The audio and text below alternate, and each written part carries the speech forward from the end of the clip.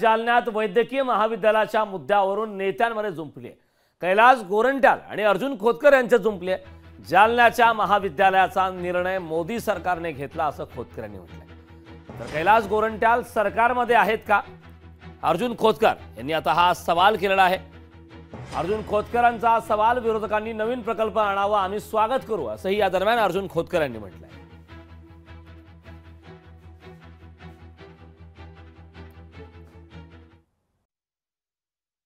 गेल्या 4 वर्षापासून जालन्यात मेडिकल कॉलेज झाला पाहिजे म्हणून मी प्रयत्न करतोय। मला सांगताना आनंद होतोय तेव्हा आमचे मित्र जेव्हा अशोक चव्हाणचे पी होते राजीव निवितकर, सध्या हे ते मेडिकल आयुक्त आहे, आयुक्त वैद्यकीय आहेत, ते त्यांना मी फोन केला आणि मग त्याने हे पूर्ण अधिकार जे आपले डीन आहे चौधरी त्यांना दिलं।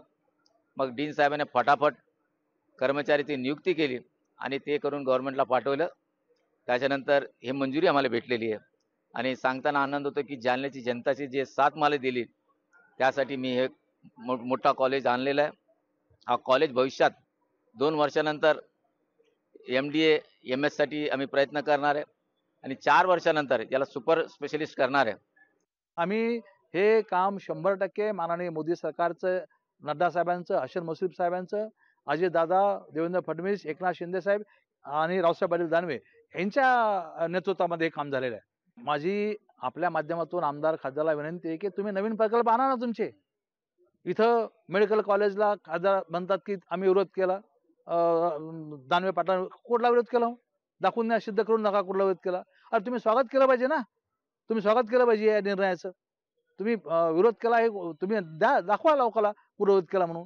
अरे या सर्व गोष्टी ड्रायपोर्ट असेल, या ठिकाणी ICTC कॉलेज असेल किंवा रेल्वे असेल, या सर्व याच्यामध्ये श्रेय माननीय रावसाहेब पाटील दानवे यांचंच आहे। त्याबद्दल तुम्ही नवीन प्रकल्प आणा, तुमचं आम्ही स्वागत करू। लोकशाही मराठी ऐका, पहा, जागरूक रहा।